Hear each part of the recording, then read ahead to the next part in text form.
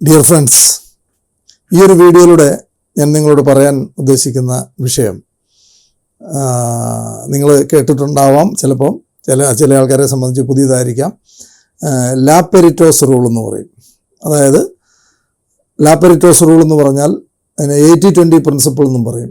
ഏതൊരു സ്ഥാപനത്തിലും ആ സ്ഥാപനത്തിൻ്റെ ടോട്ടൽ പ്രൊഡക്ടിവിറ്റിയിൽ 80% ഉണ്ടാക്കുന്നത് 20% ആൾക്കാരും, ബാക്കി 20% പ്രൊഡക്ടിവിറ്റിയാണ് ബാക്കി 80% ആൾക്കാരുടെ ഉണ്ടാക്കുന്നത്. അത് നിങ്ങളൊക്കെ നിങ്ങളുടെ സ്വന്തം സ്ഥാപനത്തിലും ഓൺട്രപ്രണേഴ്സ് ആയിട്ടുള്ള ആൾക്കാർ നിങ്ങളുടെ സ്ഥാപനത്തിലെ അവസ്ഥ എന്താണെന്ന് ആലോചിച്ച് നോക്കിക്കഴിഞ്ഞാൽ ഏകദേശം മനസ്സിലാവും. അല്ലെങ്കിൽ ഏതൊരു സ്ഥാപനത്തിലും ഒരു മാനേജറാണെങ്കിലും അവരുടെ ടീമിൽ ഉള്ള ആൾക്കാരുടെ പ്രൊഡക്ടിവിറ്റി നമുക്ക് നോക്കിക്കഴിഞ്ഞാൽ മനസ്സിലാവും. ഓൾമോസ്റ്റ് 80% പ്രൊഡക്ടിവിറ്റിയും കൊണ്ടുവരുന്നത് 20% ആൾക്കാരും, ബാക്കി 20% പ്രൊഡക്ടിവിറ്റിയാണ് ബാക്കി 80% ആൾക്കാരോട് കൊണ്ടുവരുന്നത്. അപ്പോൾ ഇത് ഏതൊരു ഓർഗനൈസേഷനിലും നമുക്ക് ഇതേ കാഴ്ച നമുക്ക് കാണാൻ പറ്റും. നിങ്ങളൊക്കെ വർക്ക് ചെയ്തിട്ടുള്ള ഓർഗനൈസേഷൻസിലൊക്കെ തന്നെ നമുക്ക് കാണാൻ പറ്റും.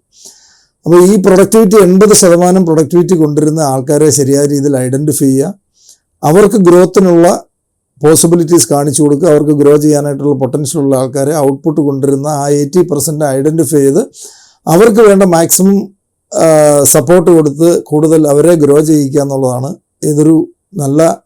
ശരിയായ ഒരു ലീഡർ എപ്പോഴും ചെയ്യുക.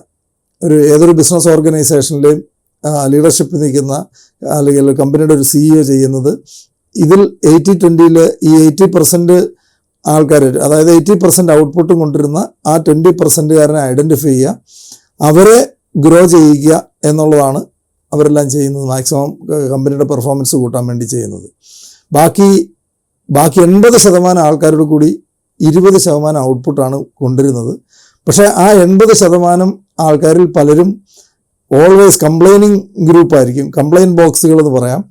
ഓൾവേസ് അവർക്ക് പ്രൊഡക്ടിവിറ്റി ഇല്ലയെന്ന് മാത്രമല്ല, അവരെപ്പോഴും തന്നെ ന്യൂസൻസ് എപ്പോഴും തന്നെ ഉണ്ടാക്കിക്കൊണ്ടിരിക്കുന്നവരുമായിരിക്കും കൂടുതൽ ആൾക്കാരും. അല്ലാത്ത വേറൊരു വിഭാഗം ആൾക്കാർ അവരെപ്പോഴും വളരെ വിധേയത്വം കാണിച്ച് പ്രകടിപ്പിച്ചുകൊണ്ടിരിക്കും. പക്ഷേ അത് പലപ്പോഴും ഔട്ട്പുട്ട് ഉള്ളവർ ശരിക്കും എപ്പോഴും സാർ ഒരുപക്ഷെ ചിലപ്പം വിളിച്ചോളണമെന്നില്ല. പക്ഷേ അല്ലാത്ത ആൾക്കാർ കൂടുതൽ വിധേയത്വം കാണിക്കുകയും കൂടുതൽ റെസ്പെക്റ്റ് കാണിക്കുകയൊക്കെ ചെയ്യും. പക്ഷേ പല ഓർഗനൈസേഷനിലും അതിൻ്റെ മാനേജർ പൊസിഷനിൽ, സീനിയർ മാനേജർ പൊസിഷനിൽ ഇരിക്കുന്നവരും അല്ലെ ടോപ്പ് മാനേജ്മെൻറ്റ് ലെവലിൽ ഇരിക്കുന്ന ആൾക്കാർ അവരോട് കൂടുതൽ വിധേയത്വം കാണിക്കുന്ന, കൂടുതൽ സാർ വിളിച്ച് കൂടുതൽ ഗുഡിയായിട്ട് നിൽക്കുന്ന ആൾക്കാരെയാണ് അവർ ചേർത്ത് നിർത്തുകയും ശരിക്കും പെർഫോമൻസ് ഉള്ള ആൾക്കാർ, performance at the same time അവരെ ശരിയായ രീതിയിൽ ഉള്ള ആറ്റിറ്റ്യൂഡുള്ള ആൾക്കാർ കാണാതെ പോവുകയും ചെയ്യുമ്പോഴാണ് പലപ്പോഴും ഓർഗനൈസേഷനിൽ അങ്ങനെയുള്ള ആൾക്കാർക്ക് ഫ്രസ്ട്രേഷൻ ഉണ്ടാകുന്നത്. അപ്പോൾ ഈ 80-20 പ്രിൻസിപ്പിൾ ഓർത്തിരിക്കേണ്ടത് വളരെ അത്യാവശ്യമാണ്. 80% ഔട്ട്പുട്ട് കൊണ്ടുവരുന്ന ആ 20%കാരെ ഐഡൻറ്റിഫൈ ചെയ്ത് അവരെ പ്രോപ്പറായിട്ട് ഗ്രോ ചെയ്യിച്ചുകൊണ്ട് വരിക എന്നുള്ളതാണ് ഒരു ഓർഗനൈസേഷൻ വളരാൻ ഏറ്റവും കൂടുതൽ ആവശ്യം. അത് നമ്മളൊക്കെ വർക്ക് ചെയ്തുകൊണ്ടിരിക്കുന്ന, പല ആൾക്കാരും വർക്ക് ചെയ്തുകൊണ്ടിരിക്കുന്ന എല്ലാ സ്ഥാപനങ്ങളിലും, എല്ലാ ഓർഗനൈസേഷനിലും നമുക്ക് കാണാവുന്ന ഒരു കാര്യമാണ്.